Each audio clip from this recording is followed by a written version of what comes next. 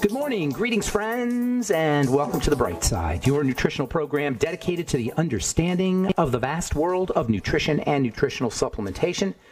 I'm your host, Pharmacist Ben, nutritional pharmacist from Boulder, Colorado. I use nutritional supplements where other healthcare practitioners use toxic pharmaceutical drugs and sometimes deadly medical procedures. If you suspect that there are natural nutritional roads to your health and vitality and well-being, and to addressing your health challenges, whatever they may be, but you don't know where to begin, you have come to the right place. As you listen to The Bright Side every day, you are more and more in control of your body, you are more and more knowledgeable, and you know you can overcome any health challenge. That is why we are here every day on The Bright Side, helping clear up the sometimes confusing world of nutrition and nutritional supplementation. Over the last 32 years of practicing pharmacy, I have seen drug-free recoveries from diabetes, hypertension, obesity, skin diseases like psoriasis, eczema, rosacea, acne, digestive ailments, autoimmune issues of all kinds. Recoveries that by the standards of modern medicine can only be called a miracle, but what is in the world of the body, what is in the world of biology, standard operating procedure. Because the human biological system is a healing system, it's a regenerating system, it is designed divinely to heal and renew itself on a moment-to-moment basis, and while some folks may call that healing, renewing, regenerating system a miracle, it really is just the way the body works.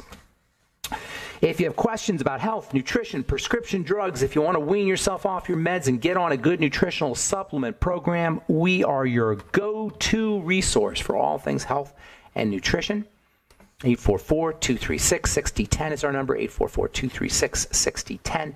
If you have questions about the longevity products or longevity business, if you have questions or comments about anything we're speaking about here today, if you have questions or comments about skin health issues, our Truth Treatment products, we want to hear from you on The Bright Side. 844-236-6010 is our number, 844-236-6010.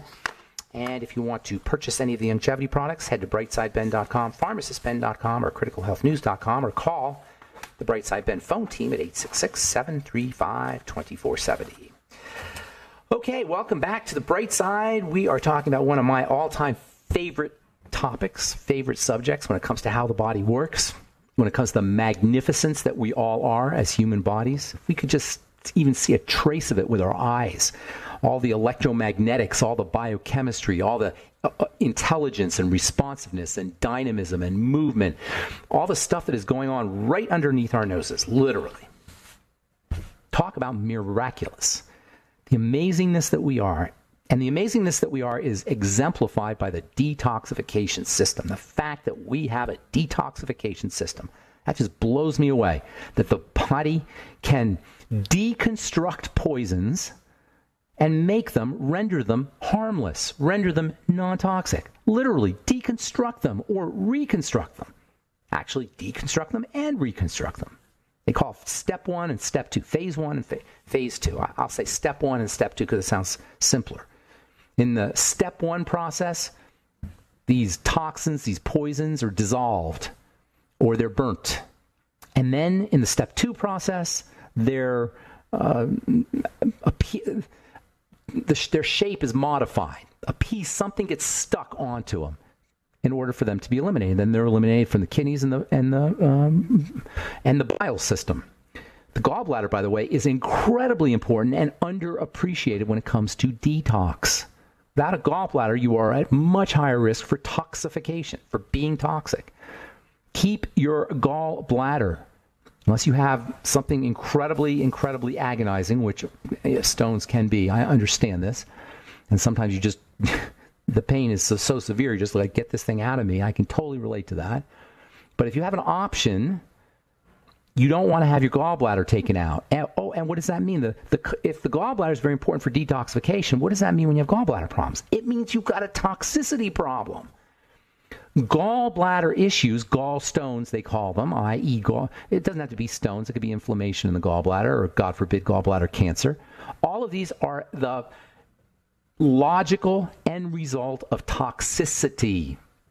That toxicity most especially enters in through the mouth, through food and through drugs.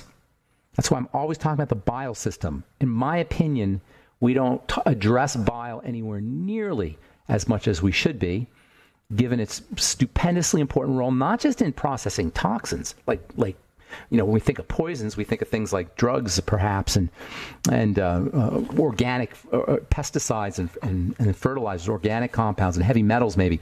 Think of those things. But you know what? We make our own toxins. They're called endotoxins, and especially hormones. But it's not the hormones themselves that are toxic. It's the hormone breakdown products. See, that's where this step 1 and step 2 becomes a little problematic, because between step 1 and step 2, you got a temporary place where drugs and hormones and toxins can become more toxic. It's only temporary. But if the step 2 doesn't kick in fast enough, or you're getting lots of the step 1, lots of this byproduct, this toxic byproduct or intermediary product, you can get into some big problems. And that's why matching up step 1 with step 2 becomes really important. Anything that stimulates step 1 without a corresponding stimulation in step 2 can be a problem. Or really anything that stimulates, anything that stimulates phase 1 makes you move, they say induces phase 1 or step 1. Anything that induces step 1 in a situation where you don't have a good step 2 going, where your step 2 is not working, it's going to be problematic. That's where breast cancer comes from. That's where reproductive cancers come from. This is where a lot of autoimmune diseases come from. Step 1 that is not, or step 2 that is not keeping up with step 1. Anything that stimulates step 1 can cause problems. Herbs are notorious for doing it, by the way. This is why I have a problem with using herbs as detox medicine, although I respect the herb as medicine for sure. But it can throw off this step 1, step 2 relationship. Cigarettes definitely do it. Alcohol does it. Many, if not most, prescription drugs do it. It'll tell you in the package insert, by the way, if it does this. If you're geek-minded and you're taking drugs, or you're on drugs, or your mom or dad or somebody you know is on medication, you can actually look in the package insert and it'll tell you whether it speeds up step 1. Remember, step 1 is the iconic step 1 chemical is CP450. I'm not even going to say that because that sounds so complicated. But it'll tell you in the package insert on a drug, which I'm always encouraging my patients to read the package insert. I encourage everybody to read the package insert. If you're on a prescription drug, you need to know what it's doing. If you're on multiple drugs, you're going to be shocked by what you're doing to your body. And in any case, on the package insert, it'll tell you whether it speeds up step 1. And I don't know if most drugs do it, but I'd go out on a limb and say most drugs are going to speed up step 1. Certainly, there are many, many drugs that do it, and not just drugs. There's things that we would consider good that can speed up step 1, that can induce step 1. And inducing step 1 is not necessarily a bad thing, as long as step 2 can keep up. The biggest problem, though, is estrogen, by far. There's also substances that can suppress step 1. That's also interesting. Because when you suppress step 1, your drugs become more active. Your drugs become more potent when you suppress step 1. So suppression of step 1 can be a strategy for reducing your drug dose. Or suppression of step 1 may be suppression of step 1 may be something you want to know about if you're on a prescription drug and say you decide you want a nice cold glass of grapefruit juice. Why? Grapefruit juice is notorious for potentizing drugs. It contains a chemical, grapefruits do, contain a chemical called narigenin, Narigenin. This is a plant chemical that's found in all citrus fruits, but especially grapefruits. And you may have heard that you don't want to take your certain medications with grapefruit. That's because narigenin in the grapefruit are going to potentize your drugs. They're going to slow down their detox, slow down their elimination. So if you're taking, say, Prozac, a serotonin reuptake inhibitor, or you're taking an asthma drug, a respiratory drug, theophylline they call it, your grapefruits, and you decide you want to have a nice glass of grapefruit juice, and you never did before, you may notice that your drug is much more potent. This can be used. This can be used for good if you do intentionally take your drugs with grapefruit juice, and then have your doctor lower your dose. You don't have to take as much poison. That could be another way that you can take advantage of this phenomena. All right, I'm Pharmacist Ben. 844-236-6010 is our number. We'll be back on the bright side right after this.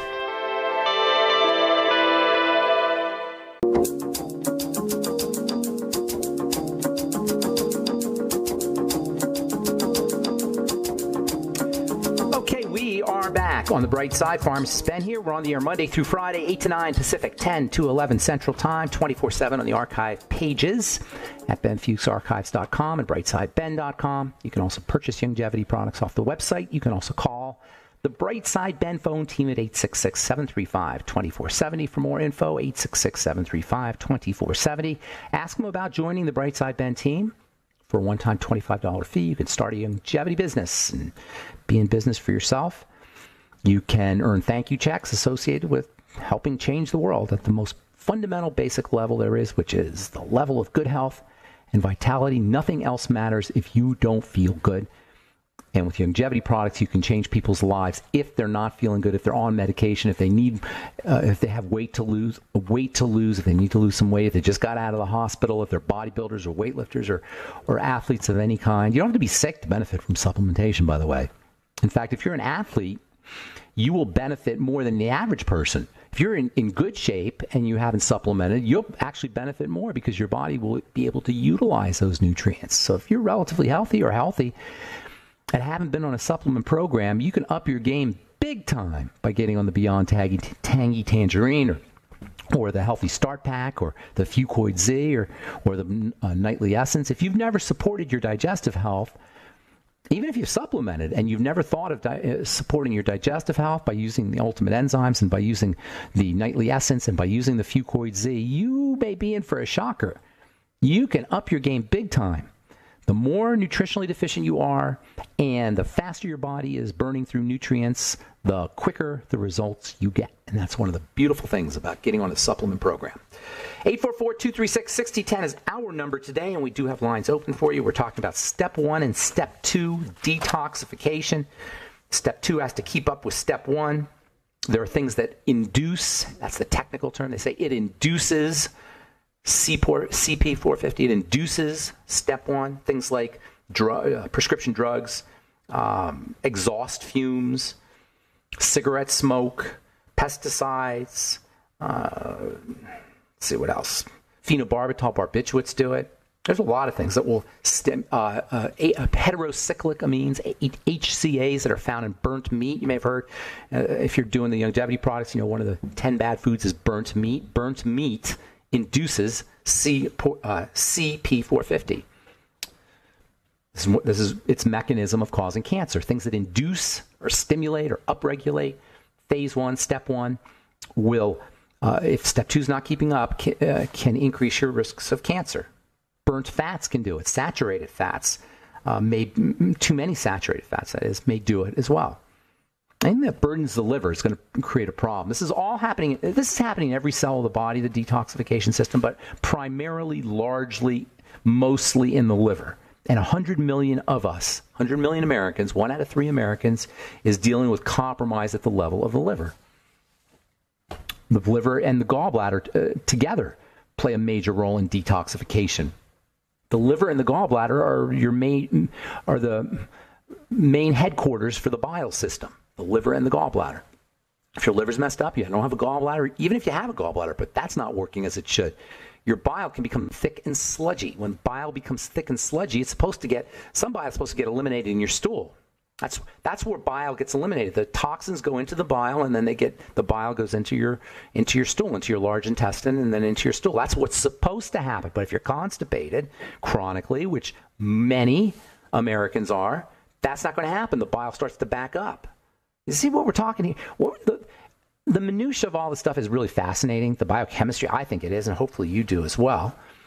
But what's really the meta message here, the big message, the overriding message here is that our bodies are so beautiful and so perfect that when they're sick, something has to be wrong in the system. Something has to be wrong in how the body conducts its business. And this is important because it puts the control back, it gives us our control back when it comes to our health. Medicine can only interfere with the system. Medicine cannot fix the system. This is the dirty little secret of medicine, of the pharmaco-medical model. Drugs cannot fix the system, but our lifestyle can. How we live our lives can. Drugs cannot fix the system. Surgeries cannot fix the system. They can, if you have an emergency, they can make things better. than it was before, but they can't put it back to normal. No surgery can do that. Your body can adjust, and you may not feel as sick as you were after you had your gallbladder taken out, but it can't fix a messed up bile system, a messed up detoxification system. But our lifestyle can. Once we understand all of this little minutiae, as interesting as it is, the real story is that we have so much more control over this, and the doctor will understand why the doctor has no control over it. None. Zippo. Nada. They can only mask things. We are suffering from the penicillinization of the pharmacomedical model. We're suffering from the idea that penicillin works so well. This is really where the pharmacomedical model got going, is after antibiotics. Because antibiotics obviously changed the course of history. After antibiotics, people didn't die when they got a cold. You could very easily die when you caught a cold before antibiotics. A lot of people did, babies especially. Lots of babies died. In the 1800s and the 1700s, when we were crapping up the environment big time with the Industrial Revolution, and antibiotics came out, it changed everything. But the problem is that's not how all drugs work. They don't all work like antibiotics, killing infectious microbes that cause diseases and bacterial diseases. But of course, we know that comes with a dark side too. That comes with a negative side too, because now we have antibiotic resistance problems. You cannot fix the system. You cannot make the system better with drugs, and nothing exemplifies this more than the idea that the detoxification system is so magical and so powerful and so amazing, and that all diseases have an element of a messed up detox system. Surprise, surprise. Look at the way we live our lives. All right, so phase 1 can be induced. There's certain foods and there's certain supplements that you can take to support phase 1, and we should all be doing it. Cruciferous vegetables stand out. Cruciferous vegetables actually play a role in phase 2 also. We're going to talk about that. But for step 1, cruciferous vegetables, cabbage, broccoli, Brussels sprouts, eat them. There's also this kind of sort of silly idea that somehow you shouldn't eat your cruciferous vegetables because they're anti-thyroid, or people have thyroid problems. They're goitrogenic is what they call them. Not true. Maybe slightly, they put a slight stress on the thyroid. But if you have hypothyroidism, don't blame the broccoli. And you can always steam your broccoli too, and that deactivates the anti-thyroid nutrients in there. But as far as the detox system goes, oh my God, especially for estrogen, especially for keeping your estrogen process well.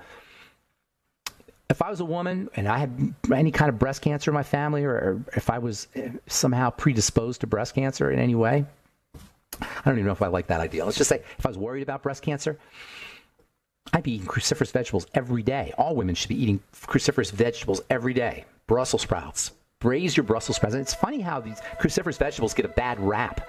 How people, make fun of broccoli. And George Bush famously said, now that he's president, he doesn't have to use broccoli. And it has this negative connotation because they taste really good if you do them right. Braised Brussels sprouts with lots of butter and salt. All right, I'm Pharmacist Ben. 844-236-6010 is our number. You're listening to The Bright Side. We'll be back right after this.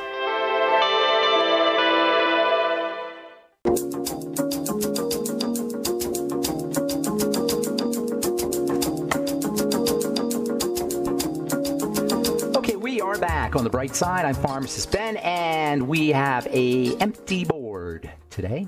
So if you're tried to get through in the past and we're not able to, 844-236-6010 is our number on The Bright Side. I am Pharmacist Ben, and this is your go-to nutritional and all things health-related radio program and internet show. I'm a nutritional pharmacist, been doing this for 35 years, and when you do something over and over and over and over and over and over again, and you see things over and over and over and over and over again, eventually patterns start to emerge, and you start to notice things, and that's what I share with you on this program. The patterns that I've seen about how the body works and how disease progresses, about how to reverse diseases. It's all pattern. When we have a health challenge or a health challenge, one health challenge or multiple health challenges, and many people have multiple health challenges, it's very personal to us, and it's kind of like it's it's like a signature. It's like our signature. It's like unique. It's like a fingerprint. Everybody's got their own spectrum of health challenge. Not everybody. People who are sick have their own spectrum. All sick people have their own spectrum of health challenges. And it seems unique, but they're patterns that start to develop belie that seeming uniqueness that happens at an individual level. At the macro level, when you start to see a lot of data points, when you start to see things, lots of people, and over the course of 35 years, I've seen thousands of people who are sick, you start to notice things. Same kind of breakdowns occur to everybody. That's why I call it the triangle of disease. That's what I call the triangle of disease. It's the same basic fundamental breakdowns that happen to everybody. And the third, I always say the three things a cell needs, only three things a cell needs: oxygen. Well, one of the first thing you want to notice is that diseases is all cellular. All the breakdown in the body is cellular. It's not happening at the level of the organ. It's happening at the level of the cell. There's actually a form of philosophy, a school of philosophy called meurology, M-E-R-O-L-O-G-Y. Meurology is the science of parts and wholes, how parts relate to wholes. This is something philosophers really, it's a focus of attention for a lot of philosophical conjecture and thought and speculation. How parts relate to wholes. It's really kind of interesting how parts relate to wholes. When you have a system, it's made up of a bunch of parts. The thing about the body is somehow or another, these parts, these unique, these individual fundamental building blocks are so cooperative, and they've learned how to integrate with each other so well. It seems like we have organs and we have tissues and we have parts that are independent because the little components are working so well. We don't even notice that it's little components. Nonetheless, when the breakdown occurs, it's occurring at the level of the cell. That's where it's occurring. It's not occurring at the gallbladder. It's not occurring at the breast. It's not occurring at in the intestine. It's occurring in the intestinal cell. Nobody has intestinal problems. They have intestinal cell problems. This is so important, and it may sound like it's kind of, nerdy and wonky, but it's not. It's really practical. It's super practical, because the body is made up of these components. All we got to do, what we call cells, all we got to do is figure out how to deal with the cell, and it's not complicated. Is the good news. The cell has evolved over 3.5 billion years to somehow know what to do on its own. It doesn't need us. Cells don't need us except for three places. There's only three things a cell needs from us. A cell needs food, i.e. the mighty 90 essential nutrients. That's what a cell needs. Just like we need food. We need hamburgers and hot dogs and steak and potatoes and whatever, vegetables, whatever we eat. A cell needs amino acids. It needs essential fatty acids. It needs vitamins and minerals. The mighty 90 essential nutrients. Those are cell foods. And they're essential. That means that the cell has to have them. That means we have to give it to the cell from the outside. That's why you got to supplement and eat well. The cell needs oxygen. Oxygen fuels all the cell's processes. Without oxygen, the cell dies. It can't perform its duties. Now, oxygen comes into the cell there's two factors that are involved when it comes to oxygenating a cell. One is getting the oxygen into the body, into the blood specifically, getting the oxygen into the blood specifically, and then getting it from the blood to the cell. Those are the two ways. Now, the first part you do get from breathing. You breathe correctly. SDR breathing, slow, deep, rhythmic breathing. Give the body abundant oxygen and make sure that you're blowing off that carbon dioxide. Carbon dioxide, by the way, is very important in the sense that it's an oxygen magnet. So you got to make sure that you have enough carbon dioxide too, in addition to blowing it off. In fact, making sure that you're exhaling a little more than you're inhaling is probably the best way to breathe. Exhale a little bit more than you inhale. Keep that carbon dioxide level up so it can suck up the oxygen. Carbon dioxide is an oxygen magnet. So that's the second thing it needs. But also, it's not just the breathing. The blood has to drop the oxygen off to the cell. That requires a clean bloodstream. If the bloodstream is not clean, if the bloodstream becomes toxic, if the bloodstream is sluggish, it's not moving correctly, oxygen's not going to get through. That's why movement is important. That's why jumping up and down on your rebounder is important. That's why exercise is important. In addition to deep breathing, exercise, the kind of exercise where you're huffing and puffing, not just to walk around the block, but exercise in order for it to be really effective. Exercise has to be uncomfortable. You have to get to the point where your body is telling you don't want to do it anymore, or actually it's your mind that's telling you don't want to do it anymore. That's what happens when you know you're getting a good workout. You'll know you're getting a good workout when your mind is telling you, you know what, you don't really need to exercise so much. You know what, you're doing just fine. You can get off that treadmill right now. That's how you know you're getting a good workout.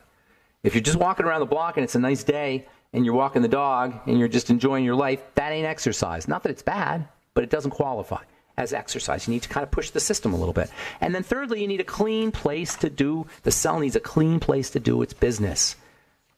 We need to provide the cell with a clean place to do its business. Number one, to keep the bloodstream clean. That's critically important. And number two, when the toxicity accumulates around the cell can't do its business. It's overwhelmed with toxicity. And that's the problem with our 21st century culture. That's why you hear stories about people's grandparents smoking and eating lots of sugar and not getting fat and living long lives because they weren't overloading their detox system like we are today. And they were moving. We are pounding our detox system. Almost everything we eat has to be detoxified. How do you like that? Americans subsist on 80% processed food. And that almost by definition, processed food is something that contains elements that need to be detoxified. Not all processed food. Sometimes you can process vegetables, and that's not necessarily going to create toxic compounds. But the vast majority of the bars and the snacks and the cereals and we eat, all that processed stuff, requires detoxification. How do you like that? Our food requires detoxification. The difference between a food and a drug is a food can be used by the body, a drug cannot, which means that what we're calling food is really drugs. From a technical standpoint, much of the food we eat, and that includes McDonald's hamburgers and fast food, Applebee's even, much of that, it has to be cleaned out as a drug. Much of that has the same biochemical effect on the body that our Prozac does, and our beta blockers and calcium channel blockers, albeit perhaps not as intense, but, close. Some of the stuff is maybe as intense, particularly the preservatives. All right. I'm Pharmacist Ben. You are listening to The Bright Side. 844-236-6010 is our number, and we'll take a commercial break and come back with your phone calls if we have any, or me if we don't.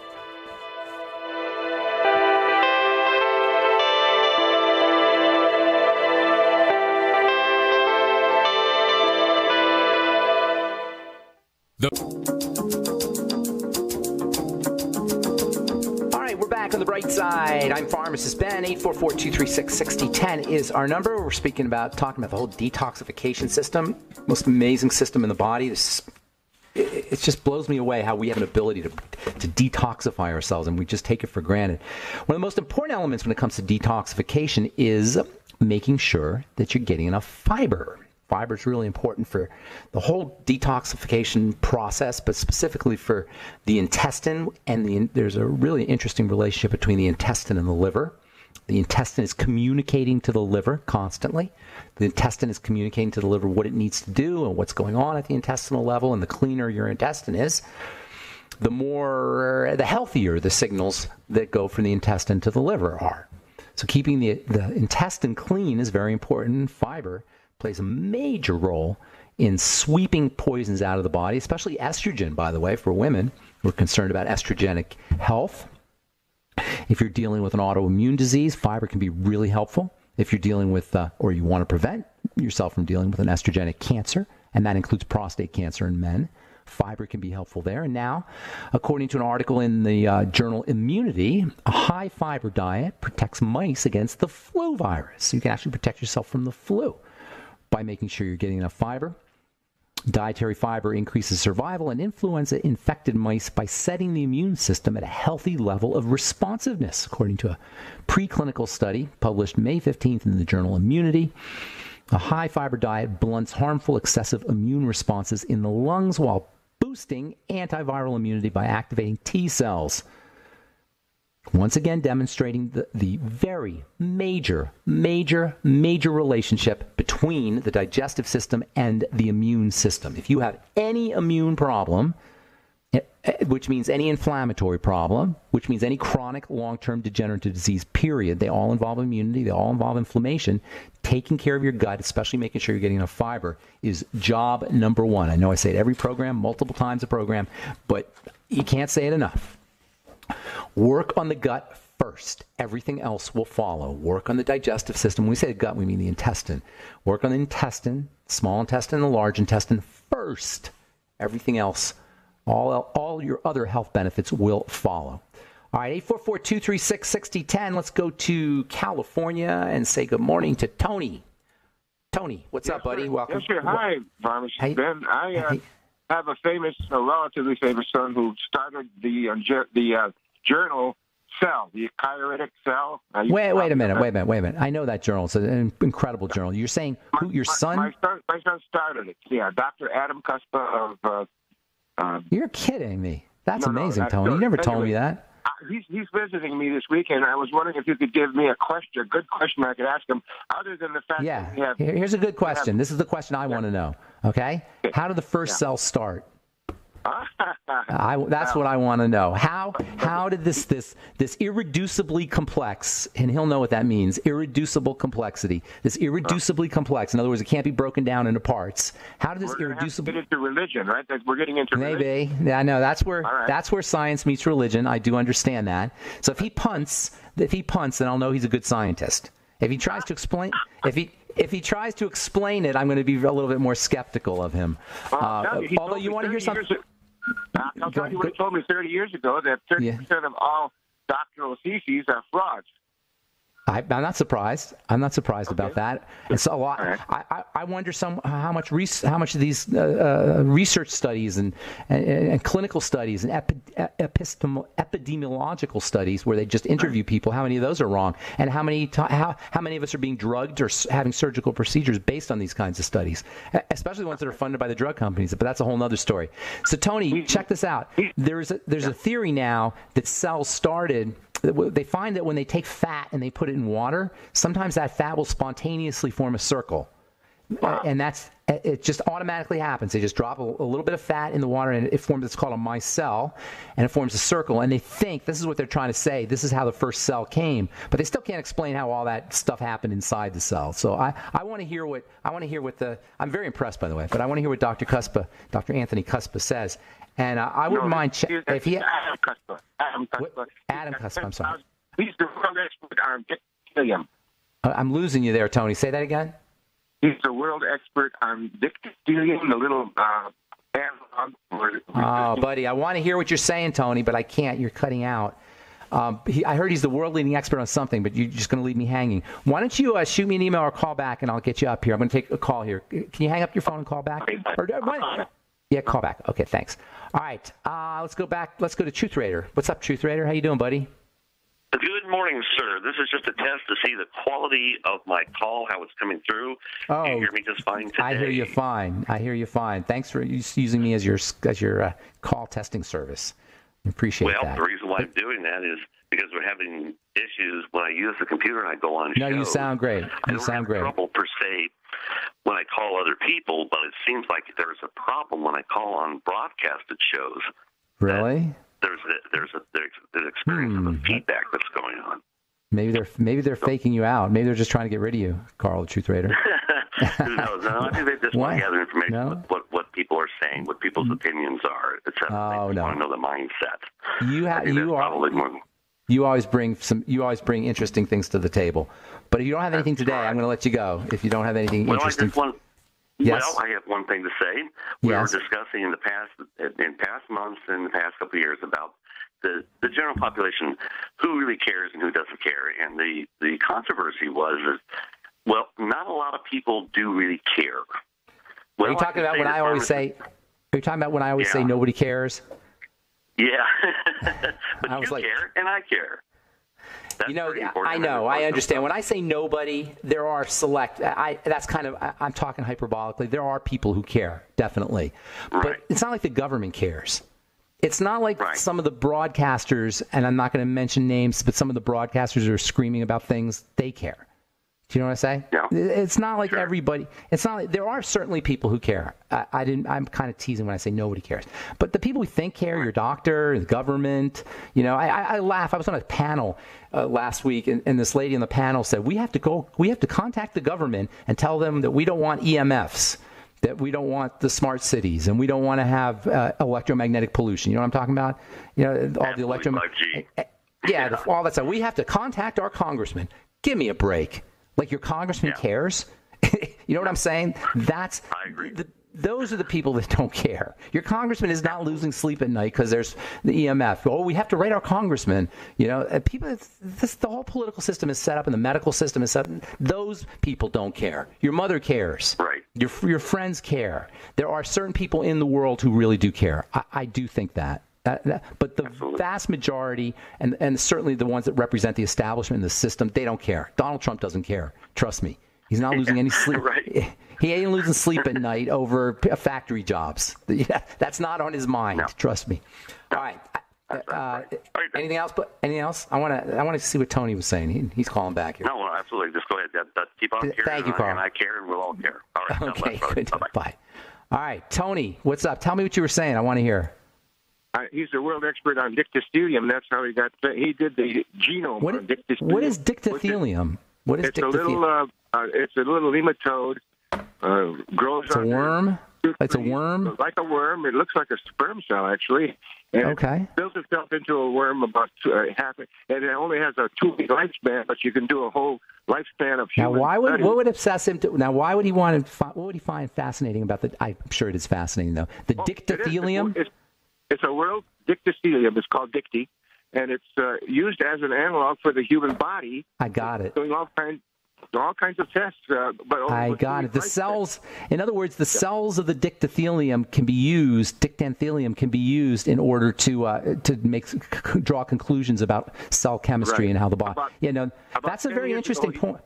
Go ahead. He called me very excitedly saying that it has a waste reducing system. In other words, it has no guts or anything, but it moves things around. Move things around like the body does. Now I'm looking up dictyostelium because dictyostelium, it says it's a plant. Is that right? It's D-Y. No, it's not. D-Y-C-H-T-Y. Dictyostelium. D-Y-C-H-T-Y. Okay, good. Yeah, I'm going to look that up because I find that very interesting that the humblest of creatures can teach us a lot about our bodies, about the magnificent human body. Even single-cell organisms can, and even little. Is it a microscopic thing?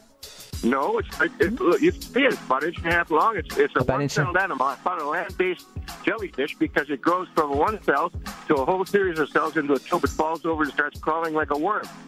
All right. Well, that's very fascinating. Thank you for sharing that, Tony. Hey, buddy, we got to go. We're out of time. Okay. All right. I love my smart, bright side listeners. Thank you for listening. Thank you, all of you. Appreciate you guys. Appreciate the love. Appreciate the support. And please check out our websites, brightsideben.com, pharmacistben.com, and criticalhealthnews.com for all the longevity products and our Truth Skin Health products at truthtreatments.com, truthtreatments.com. Thank you for listening to The Bright Side. Have yourselves a wonderful, beautiful, awesome, spectacular day. We'll talk to you all later. Bye for now.